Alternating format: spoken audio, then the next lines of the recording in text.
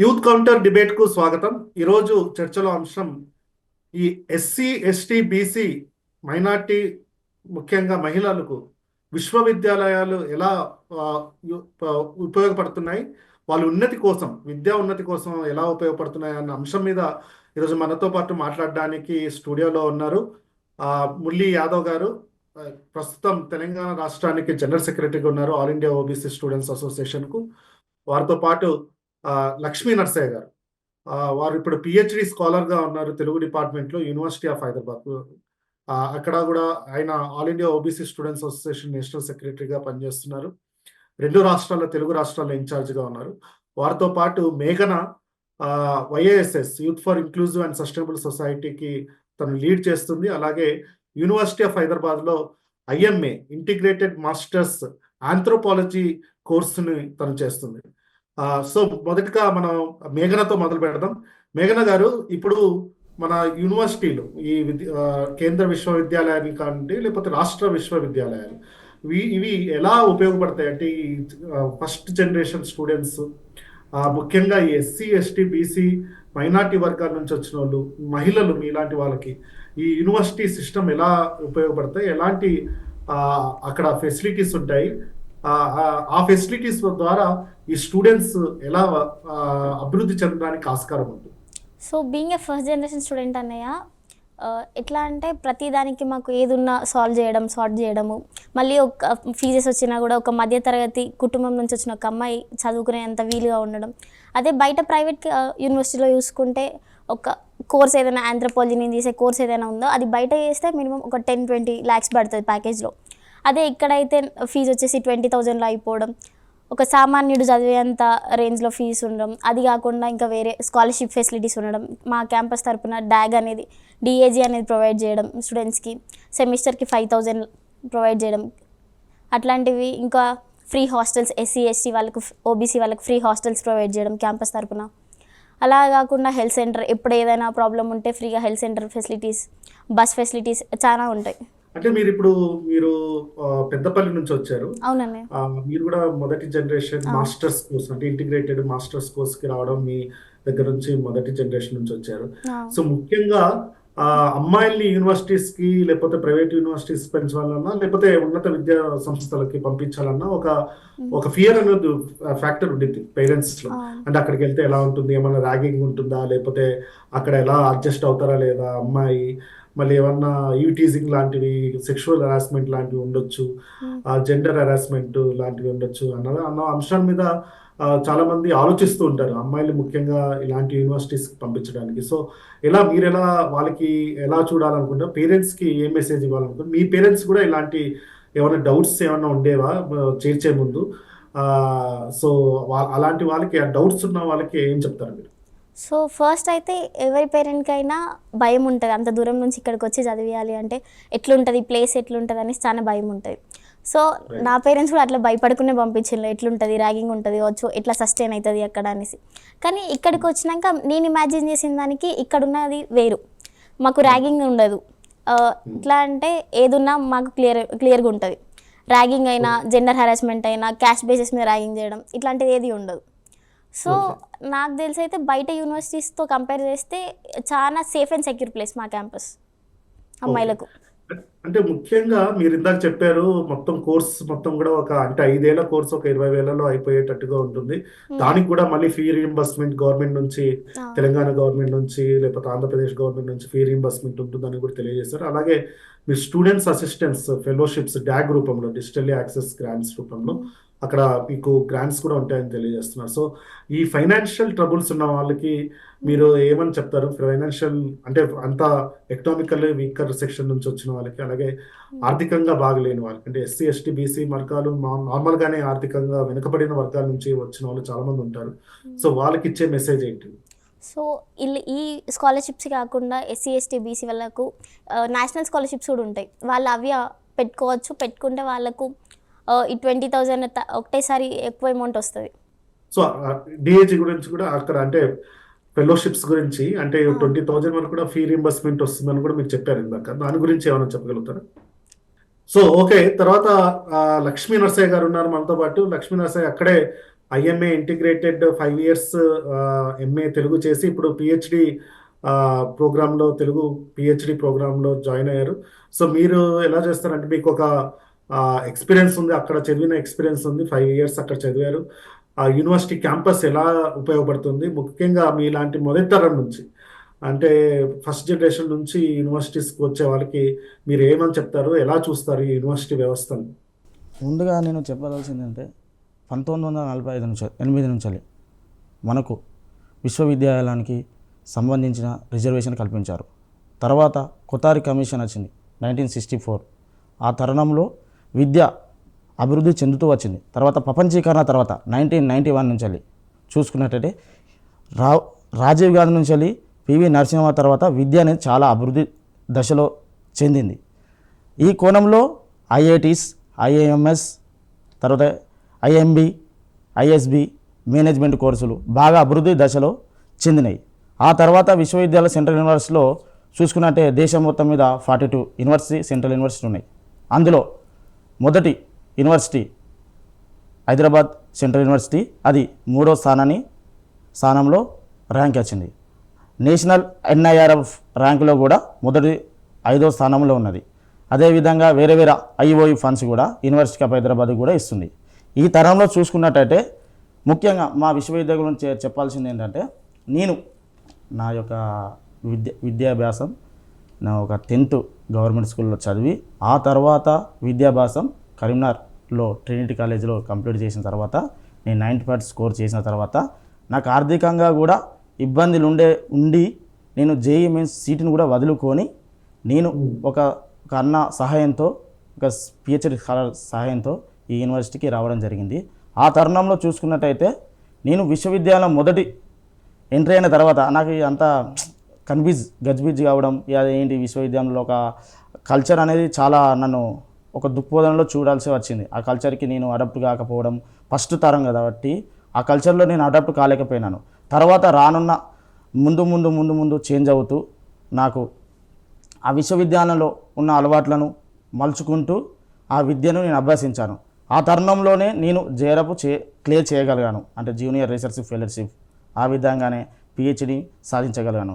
ఈ తరుణంలో చూసుకున్నట్టే చాలా ఇబ్బందులు పడ్డాను. అంటే విద్య అనేది ఒక మధ్యతరగతి కుటుంబానికి ఎంత అవసరమో తెలుస్తుంది. అంటే మొదటి తరం వ్యక్తి కాబట్టి నేను, నా తరం కూడా నెక్స్ట్ తరం రావాలంటే విద్య అనేది నాకే ఉపయోగపడద్దు, విద్య కూడా ఇతరులకు కూడా ఉపయోగపడే విధంగా నేను నాకు తెలిసిన విద్యార్థులకు ఈ విశ్వవిద్యాలయం గురించి, అదేవిధంగా 42 యూనివర్సిటీల సెంట్రల్ యూనివర్సిటీ విద్యాలయం గురించి బయట తెలియజేయడం. అదేవిధంగా రీసెంట్లీ మేము all India OBC student association ఒక ఆఫ్లైన్లో జూమ్లో మీటింగ్ పెట్టి విద్యార్థులకు అవగాహన సదస్సు, అంటే యూనివర్సిటీలో ఎలా చదవాలి, ఎలా మీకు అవైలబుల్స్ ఉంటాయి, ఎలా సోర్స్ ఉంటుంది, అంటే ఫెలోషిప్లు ఎలా ఉంటాయి, విద్య తర్వాత మీరు ఎంఏ కంప్లీట్ అయిన తర్వాత కావచ్చు, తర్వాత డిగ్రీ కంప్లీట్ అయిన కాబట్టి మీకు ప్లేస్మెంట్ ఎలా వస్తాయి, అంటే సోర్స్ ఏంటిది, ఆపర్చునిటీ ఏంటి. రీసెంట్లీ ఒక మా ఫ్రెండ్ చూసుకున్నట్టయితే ఐఎంటెక్ కంప్లీట్ చేసిండు బీటెక్లో. అతనికి ప్లేస్మెంట్ వచ్చి సంవత్సరానికి దాదాపు 40 lakhs. సార్ ఆలోచించండి, ప్రైవేట్ యూనివర్సిటీకి సెంట్రల్ యూనివర్సిటీకి భేదం. అంటే విశ్వవిద్యాలయంలో మనకు సౌకర్యాలు అన్నీ కల్పించింది, కానీ ఎస్సీ, ఎస్టీ, బీసీ, మైనారిటీ విద్యార్థులు దీన్ని ఉపయోగించుకోవడం లేదు. దీని మీద మీరు తెలుసుకోవాలి, అసలు విశ్వవిద్యాలయం ఏముందో తెలుసుకోవాలి. ఇప్పుడు అంతర్జాలం వచ్చింది, అంతర్జాలంలో విశ్వవిద్యాలయం సెంట్రల్ విశ్వవిద్యాలయం కూడా తెలుసుకోవాలి. మనకు అన్ని ఆపర్చునిటీ వచ్చింది, ఏఐ వచ్చింది, అందులో మనం ఏది కొట్టినా ఒక విశ్వవిద్యాలయం కొట్టినా కూడా తెలుస్తుంది ఆ విశ్వవిద్యాలయంలో ఏమున్నాయి, ఎన్ని కోర్సులు ఉన్నాయి, ఏ విధంగా మనం బెనిఫిట్స్ వెళ్తాం, ఎంబీఏ చేస్తే ఏం లాభం, తర్వాత ఆంథ్రోపాలజీ చేస్తే ఏం లాభం, పొలిటికల్ సైన్స్ చేస్తే ఏంది, ఆఫ్టర్ నువ్వు ఏం చేయాలనుకుంటున్నావు. అంటే ఒక ఎంబీఏ విద్యార్థి సంవత్సరానికి ఇక్కడ మా విశ్వవిద్యాలయంలో, కేంద్రీయ విశ్వవిద్యాలయంలో 4 lakhs పే చేస్తున్నారు. అదే ఐఎస్బిలో చూసుకుంటే ఫర్ ఇయర్ 20 lakhs.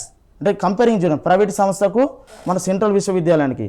విశ్వవిద్యాలయం ఉన్న అత్యున్నత స్థాయి ఏంటిదంటే విద్యని ఇక్కడ మంచిగా ఎక్స్పెక్టెడ్ ప్రొఫెసర్స్ మంచి విద్యను అందించడం. అదే ప్రైవేట్ సంస్థలో ఆ వ్యవస్థకు డిఫరెంట్గా ఆ కోణంలో చూసుకున్నట్టయితే ఆ మైండ్ సెట్ అనేది చాలా డిఫరెంట్గా ఒక చివరికి హత్య కూడా గురి కావచ్చు ఒక విద్యార్థులు. ప్రతి ప్రైవేట్ సంస్థలో నారాయణ కావచ్చు, చైతన్య కావచ్చు, విద్య అనేది చాలా ఒక ఒత్తిడితో నేర్పించే విద్య అది. అదే విశ్వవిద్యాలయంలో ప్రాక్టికల్. మా విశ్వవిద్యాలయం ముఖ్య కారణం ఏంటంటే practical experiments, laboratories, practical. IP method కాదు, అంటే ఐపీ మెథడ్ మీన్స్ పట్టి చదివించడం కాదు, జస్ట్ నాలెడ్జ్ పర్పస్. అంటే critical excellent thinking ideas, only laboratory methods. అదేవిధంగా స్పోర్ట్స్ విధంగా చూసుకున్నట్టయితే దేశంలో ప్రతి విశ్వవిద్యాలయం స్పోర్ట్స్ ఉంటుంది. ముఖ్యంగా మా స్పోర్ట్స్లో ప్రతిసారి నేషనల్ లెవెల్లో స్పోర్ట్స్ ఆడతారు. వాలీబాల్ కానీ, క్రికెట్ కానీ, ఫుట్బాల్ కానీ, బాస్కెట్బాల్. ఇది ఆరోగ్యాలకు కూడా చాలా బాగుంటుంది.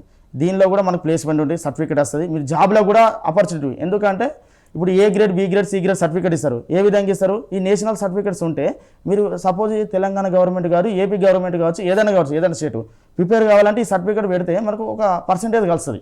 ఆ పర్సెంట్ వాళ్ళు ఉపయోగపడుతుంది, జాబ్ ఈజీ కొట్టుకోవచ్చు. అదే ప్రైవేట్ సంస్థలో ఉంటే జాబ్కు దీనికి డిఫరెన్స్ ఏంటంటే గవర్నమెంట్కి ఎప్పుడు వాలిడీ ఉంటుంది, ప్రైవేట్ సంస్థలకు వాలిడీ ఉంటుంది. అట్లా ఆలోచించాలి. అదేవిధంగా చూసుకున్నట్టయితే తర్వాత ఎంఏ అయిన తర్వాత పిహెచ్డి ప్రోగ్రామ్స్ ఎలా ఉంటాయి? పిహెచ్డి ఎంఏ అయిన తర్వాత ఇప్పుడు sociology, anthropology, history, gender studies కావచ్చు, పొలిటికల్ సైన్స్, ఇవన్నీ కామన్. అంటే విభిన్న సబ్జెక్టులు. పిహెచ్డి ఎందులో కూడా జేఆర్ఎఫ్ క్లియర్ చేసినా కూడా సోషల్ సైన్స్కి ఎందులో కూడా పిహెచ్డి చేయొచ్చు. చూసుకున్నట్టయితే నెలకు ఈ పిహెచ్డి చేస్తే మనకు జేఆర్ఎఫ్ జూనియర్ రీసెర్చ్ ఫెలోషిప్ అనేది నెలకు 47,000 వస్తుంది. అంటే మధ్యతరగతి కుటుంబానికి మనం ఆలోచించుకోవడానికి ముఖ్య ఆపర్చునిటీ. ఎందుకంటే నెలకు 40,000 సంపాదించడం అంటే అంత ఆషామాషి కాదు. బయట ఇప్పుడు ఒక్కొక్కడు బయట ఏం చేస్తుడు, సాఫ్ట్వేర్ ఇంజనీరింగ్ చేస్తుండు, తర్వాత 4 years తర్వాత ప్రైవేట్లో చేస్తుడు, 40,000 ఇస్తుండు. 40,000 అంటే వానవీరం మీరు డిఫరెన్స్ చూడండి. అంటే పొద్దున 7కి వెళ్తే ఆ ట్రాఫిక్లో వెళ్తూ ఏమైనా ఇన్సిడెంట్ జరగచ్చు, ఏదైనా జరగచ్చు. అంటే ముందు చూసుకున్నట్టయితే అదే మేము ఉండి కూడా 47,000 సంపాదిస్తున్నాం నెలకు. 40,000 అంటే రీసెర్చ్ చేస్తూ 47,000 మీరు సంపాదిస్తున్నారని చెప్తున్నారు. ముఖ్యంగా మీరు ఒక ఇంపార్టెంట్ పాయింట్ రైజ్ చేశారు. సెంట్రల్ యూనివర్సిటీల్లో క్వాలిఫైడ్ టీచర్స్ ఉంటారు, క్వాలిఫైడ్ ప్రొఫెసర్లు, అసోసియేట్ ప్రొఫెసర్లు, అసిస్టెంట్ ప్రొఫెసర్లు ఉంటారు. కానీ అదే మనం ప్రైవేట్ యూనివర్సిటీలో చూసుకుంటే జస్ట్ ఎంఏ పాస్ అయిన వాళ్ళు కూడా అక్కడ టీచింగ్ చేస్తున్నారు. సో ఇది కూడా చాలా క్వాలిటీ ఆఫ్ రీసెర్చ్కి అలాగే క్వాలిటీ ఆఫ్ ఎడ్యుకేషన్కి చాలా వరకు అది వ్యత్యాసం చూపిస్తుంది ప్రైవేట్ యూనివర్సిటీస్కి, సెంట్రల్ యూనివర్సిటీస్కి అని తెలియజేశారు. సో మురళి గారు, మీరు ఎలా చూస్తారు మొత్తం ఈ సెంట్రల్ యూనివర్సిటీస్కు, స్టేట్ యూనివర్సిటీస్కి, ప్రైవేట్ యూనివర్సిటీస్కి?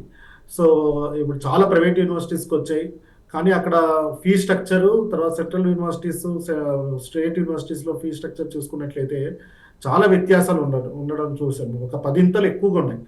సో వాటి మీద కంట్రోల్ లేకుండా పోయింది. ప్రైవేట్ యూనివర్సిటీస్ మీద కూడా కంట్రోల్ లేకుండా పోయి అక్కడ మళ్ళీ ఇందాక మనం కొన్ని రోజులు వెనకాల చూసినట్లయితే NAAC అక్రిడేషన్లో కూడా, రేటింగ్స్లో కూడా ప్రైవేట్ యూనివర్సిటీస్లో చాలా వరకు బ్రైబ్ చేసుకుంటూ అక్కడ వచ్చిన కమిటీ మెంబర్స్ని వాళ్ళు వశపరుచుకుంటూ డిఫరెంట్ ఫామ్స్లో వాళ్ళు ర్యాంకింగ్స్ ఇస్తున్నారని కూడా చూస్తున్నాము. సో ఈ ర్యాంకింగ్స్కి అక్కడ జరుగుతున్న దానికి అక్కడ రియాలిటీకి మీకు ఏమైనా డిఫరెన్సెస్ కనపడుతున్నాయా? ఎలా చూస్తారు ప్రైవేట్ యూనివర్సిటీస్కి, సెంట్రల్ యూనివర్సిటీస్కి, అలాగే ఈ మిగతా స్టేట్ యూనివర్సిటీస్? కిరణ్ గారు, లైక్ ఫీ స్ట్రక్చర్లో ముఖ్యంగా ఫీ స్ట్రక్చర్ చూసుకుంటే సెంట్రల్ యూనివర్సిటీస్ కానీ, ఐఐటీస్ కానీ, ఎన్ఐటీస్ కానీ, డిఫరెంట్ స్టేట్ యూనివర్సిటీస్ కానీ, ప్రీమియర్ ఇన్స్టిట్యూషన్స్లో, గవర్నమెంట్ యూనివర్సిటీస్లో ఉన్న ఫీ స్ట్రక్చర్కి ప్రైవేట్ యూనివర్సిటీస్లో ఉన్న ఫీ స్ట్రక్చర్కి చాలా డిఫరెన్స్ ఉంటుంది. ఫర్ ఎగ్జాంపుల్, ఇక్కడ మనతో పాటు మేఘన ఉన్నారు. మేఘన ఇంటిగ్రేటెడ్ ఎంఏ ఆంథ్రోపాలజీ చదువుతున్నారు. సో ఇదే ఎంఏ ఆంథ్రోపాలజీని మనం వేరే ప్రైవేట్ యూనివర్సిటీస్లో చూసుకుంటే పర్ సెమిస్టర్కి minimum 50,000, I mean 2 lakhs pay చేయాల్సి వస్తుంటుంది. మనం 2 లక్షలు, దాదాపు 2 లక్షల కోర్స్ ఫీజు పే చేయాల్సి వస్తుంటుంది. అదే మన సెంట్రల్ యూనివర్సిటీస్లో కానీ, మన స్టేట్ యూనివర్సిటీస్లో కానీ చూసుకుంటే మనం 10 నుంచి 15,000 మాత్రమే సెమిస్టర్కి ఫీజు పే చేయాల్సి వస్తుంటుంది. దగ్గర 4 నుంచి 5 రెట్లు ఎక్కువ ఫీజు మనం కట్టాల్సి ఉంటుంది. లేదండి, ఇది ఓన్లీ ట్యూషన్ ఫీజు. ఇంకా ఇది ఓన్లీ ట్యూషన్. సెంట్రల్ యూనివర్సిటీస్లో మ్యాక్సిమం 10,000 అంతే. అదే మా కొన్ని ప్రీమియర్ ప్రైవేట్ యూనివర్సిటీస్ ఉన్నాయి మన హైదరాబాద్ చుట్టుపక్కలలోనే. పుట్టగొడుగుల దగ్గర ఒక 10 నుంచి 20 కొత్త ప్రైవేట్ యూనివర్సిటీస్ పుట్టుకొచ్చాయి. వాటన్ని ప్రైవేట్ యూనివర్సిటీస్ పుట్టుకొచ్చాయి. చాలా వరకు వాటిల్లో చాలా ఎక్కువగా ఫీజు ఉండింది. అండ్ ఇది కాకుండా ఇంకా అందులో హాస్టల్ ఫీజు అంటే దగ్గర పర్ ఇయర్ 1,00,000 రూపాయలు అలా మెయింటైన్ చేస్తున్నారు. సో దగ్గర వాళ్ళ ఈ 2 సంవత్సరాల కోర్స్ అయిపోయేలోపు ఒక 10 నుంచి 15 లక్షలకు వాళ్ళకి ఖర్చు వస్తుంది. సేమ్ ఇదే కోర్స్కి.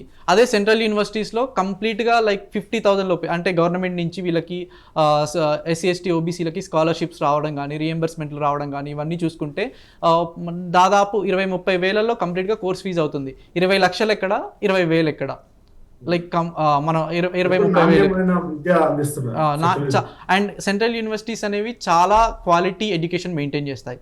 ఇక్కడ ఏంటంటే రిక్రూట్మెంట్ డ్రైవ్స్లో మినిమం పిహెచ్డి స్కాలర్స్ని మాత్రమే హైర్ చేసుకుంటారు. వాళ్ళ పేపర్ ప్రజెంటేషన్స్ని కన్సిడర్ చేస్తారు. పేపర్స్ లేక ప్రైవేట్ యూనివర్సిటీస్లో లాగా లైక్ ఓన్లీ మాస్టర్స్ ఉన్నా కూడా తీసుకోరు అలా.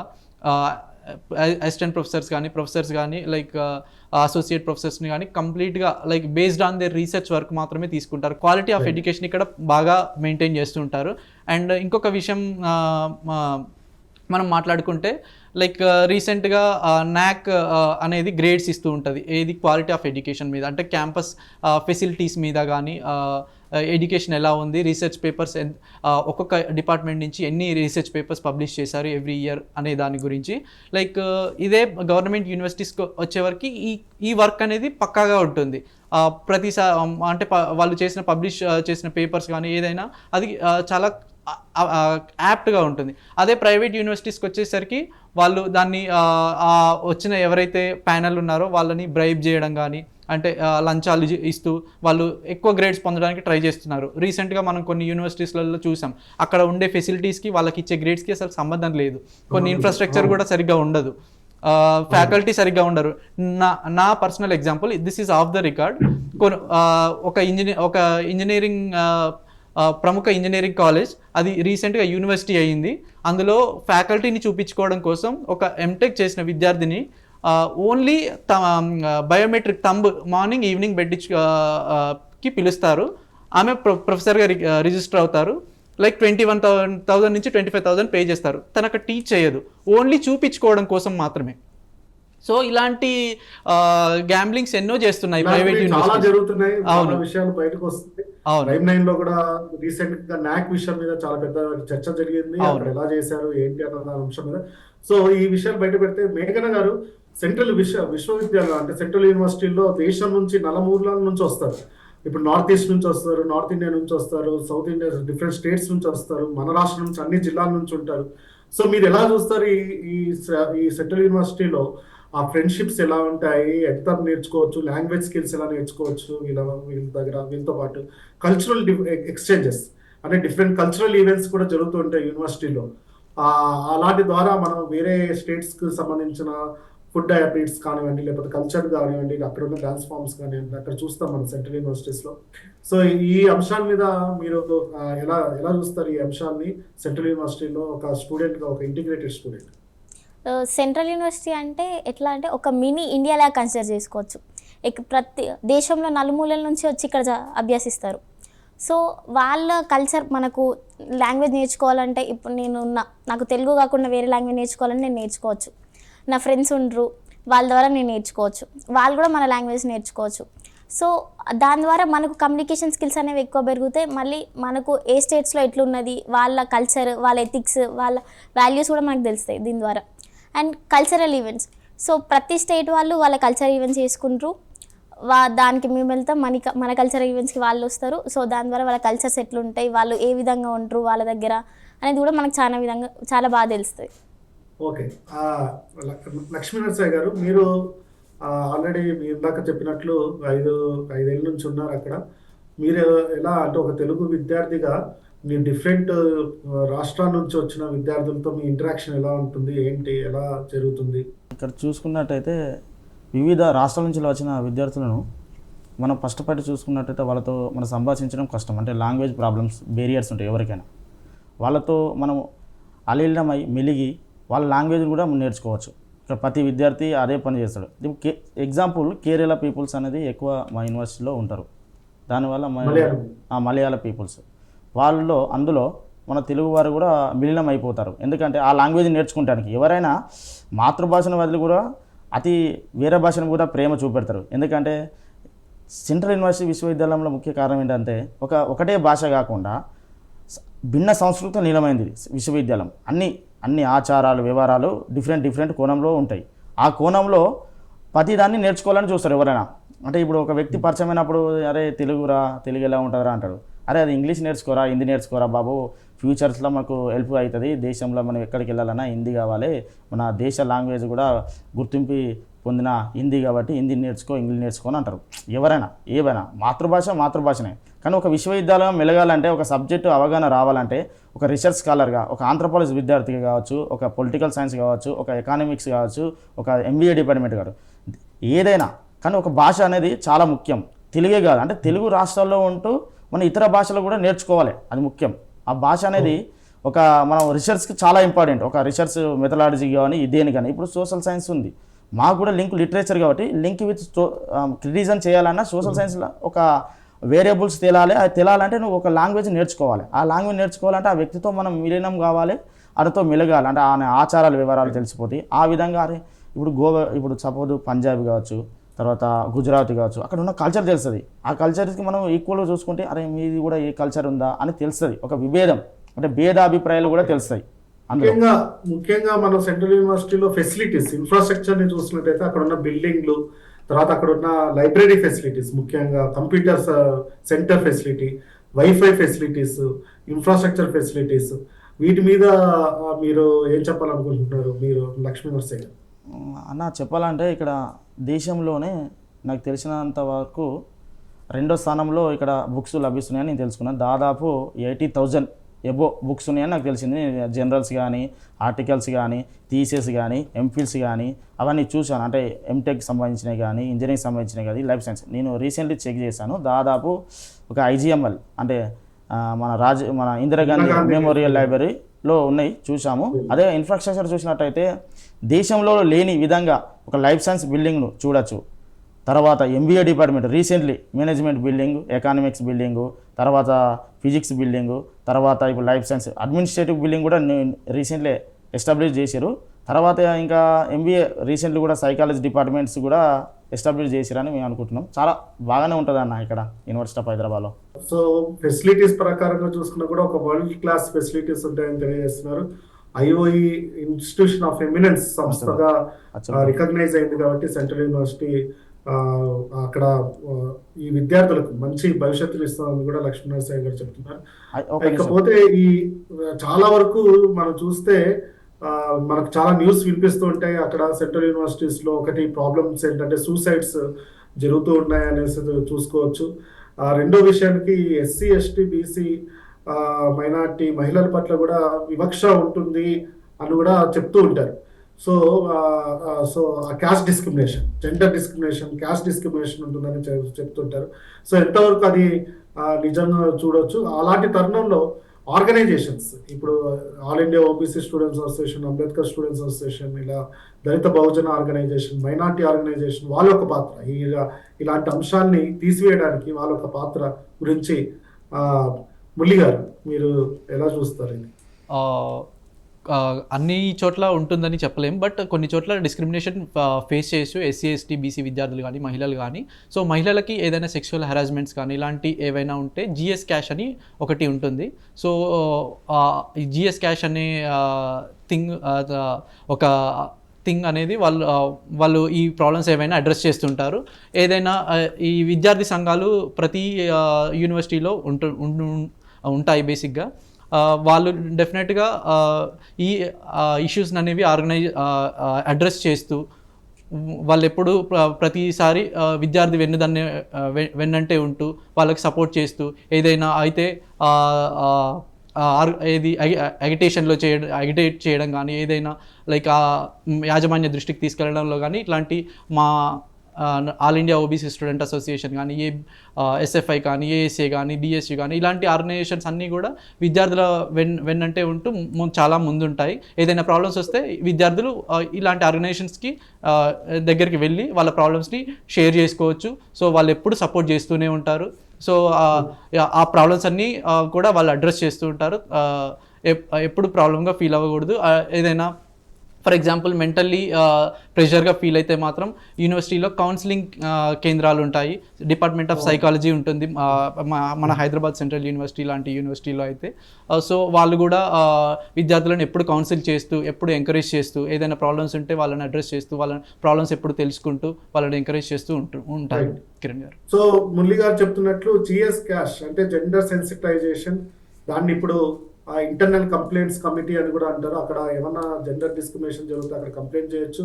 ఈక్వల్ ఆపర్చునిటీ సెల్స్లో క్యాస్ట్ రిలేటెడ్ ఇష్యూస్ డిస్క్రిమినేషన్ ఉంటే అక్కడ కంప్లైంట్ చేయొచ్చు. అలాగే ప్రెషర్గా డిప్రెస్డ్గా ఫీల్ అవుతే కౌన్సిలింగ్ సెంటర్స్ కూడా ఉంటాయనేసి సెంట్రల్ యూనివర్సిటీస్లో ఉంటాయని తెలియజేస్తున్నాం. వీటితో పాటు ముఖ్యంగా ప్రైవేట్ యూనివర్సిటీస్కి, సెంట్రల్ యూనివర్సిటీస్, స్టేట్ యూనివర్సిటీస్లో విద్యార్థి సంఘాలు చాలా కీలకంగా విద్యార్థుల ఉన్నతి కోసం కూడా పనిచేస్తుంటాయి. అది అక్కడ మనం ప్రైవేట్ యూనివర్సిటీస్లో మనం అది చూడం, కానీ ఇక్కడ ఎలాంటి సమస్యలు వచ్చినా కూడా విద్యార్థి సంఘాలు కానివ్వండి అక్కడ హెల్ప్ చేస్తారు విద్యార్థులకు అని తెలియజేస్తున్నారు. అలాగే మహిళలకు ముఖ్యంగా సేఫ్టీ పరంగా మేఘనా గారు చెప్పినట్లు సేఫ్టీ పరంగా యూనివర్సిటీ చాలా సేఫ్ ఇన్స్టిట్యూషన్. అక్కడ ఇంకోటి ఫైనాన్షియల్ సపోర్ట్ సిస్టమ్ కూడా దొరుకుతుంది. కేంద్ర ప్రభుత్వం కాకుండా రాష్ట్ర ప్రభుత్వం ఫీ రీయింబర్స్మెంట్ ద్వారా దొరుకుతుందని తెలియజేశారు. అలాగే అక్కడ ఉన్న ఫెసిలిటీస్, ఇన్ఫ్రాస్ట్రక్చర్ ఫెసిలిటీస్ కానివ్వండి, లేకపోతే లైబ్రరీ ఫెసిలిటీస్ కానివ్వండి, వైఫై ఫెసిలిటీస్ కానివ్వండి, కంప్యూటర్ ఫెసిలిటీస్ కానివ్వండి, అవన్నీ కూడా వరల్డ్ క్లాస్కి తగ్గ యూనివర్సిటీస్కి తగినట్టుగా ఇక్కడ కూడా సెంట్రల్ యూనివర్సిటీలో ఉంటాయని ఈ యూనివర్సిటీస్ని ముఖ్యంగా తెలుగు రాష్ట్రాల్లో ఉన్న విద్యార్థులు, ఇక్కడ తెలంగాణ రాష్ట్రం నుంచి అటు ఆంధ్రప్రదేశ్ నుంచి విద్యార్థులు, ముఖ్యంగా ఎస్సీ ఎస్టీ బీసీ విద్యార్థులు ఈ యూనివర్సిటీస్ని ఉపయోగించుకోవాలని అక్కడికి వచ్చి కోర్సులు చేయడంతో పాటు అభ్యున్నతికి యూనివర్సిటీ అన్నది ఒక ప్లాట్ఫామ్, ఒక ప్లాట్ఫామ్ లెక్క ఉంటుందని, అలాగే యూనివర్సిటీస్లో సమస్యలు ఏమొచ్చినా కూడా విద్యార్థి సంఘాలు కూడా వారితో పాటు ఉంటారని కూడా తెలియజేస్తున్నారు. ఈ చర్చా కార్యక్రమంలో పాల్గొన్న మురళి గారికి, లక్ష్మీ నరసయ్య గారికి, అలాగే మేఘనా గారికి ధన్యవాదాలు తెలుపుతూ మరొక అంశం మీద నెక్స్ట్ యూత్ కౌంటర్లో కలుద్దాం. అప్పటి వరకు ధన్యవాదాలు, సెలవు.